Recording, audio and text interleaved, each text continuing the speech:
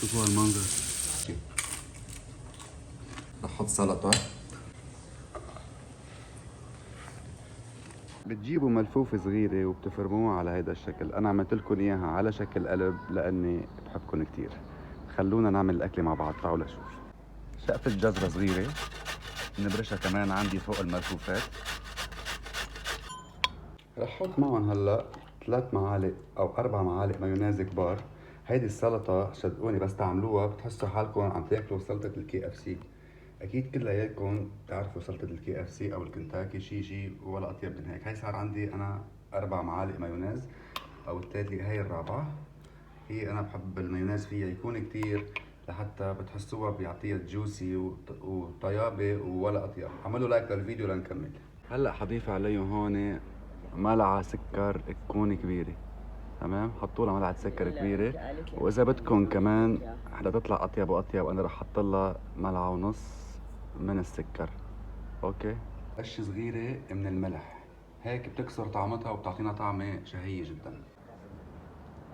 حاصر عليهم نص حامضة.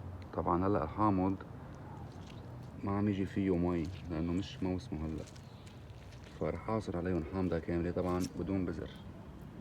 هنحط معهم رشة صغيرة من الفلفل الأسود، تقريبا شي ربع معلقة. هاي الفلفل الأسود كمان بيعطينا نكهة فيها مميزة. شوفوا المكونات هاي صارت هون، بس بدنا نعمل لها خلط.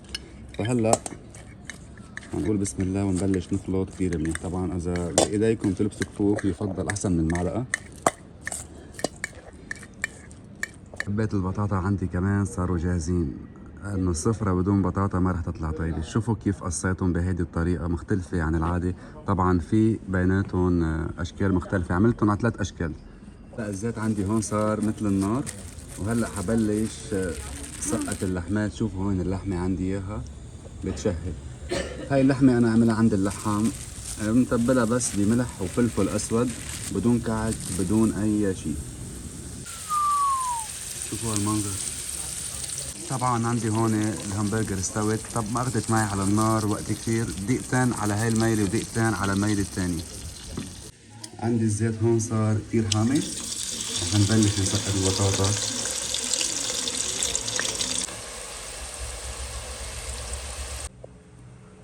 هاي السفرة انتهت. صور لهم هيك كلياتها لحتى تشوف مبين معكم. عندي شقفة خبزة هون صغيرة، شوفوها.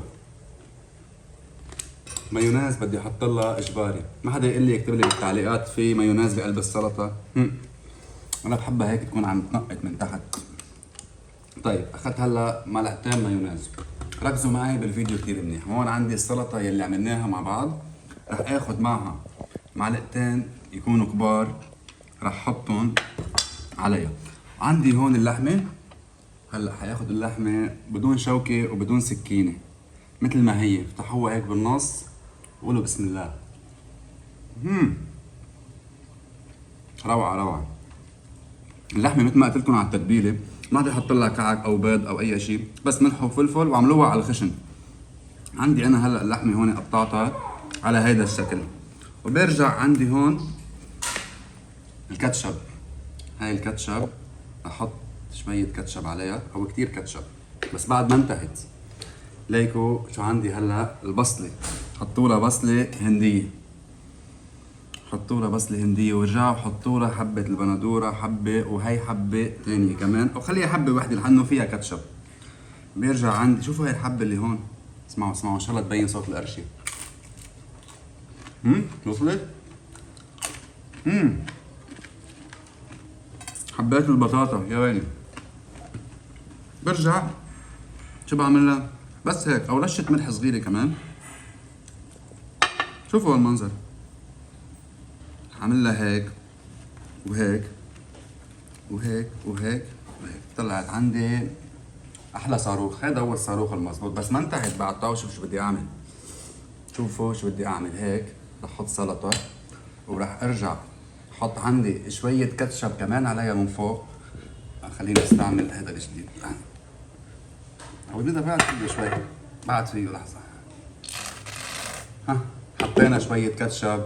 بدي احط بصله معلش، اليوم ما في تبويس. حارجع احط حبة بطاطا فوق، وراح اقول بسم الله.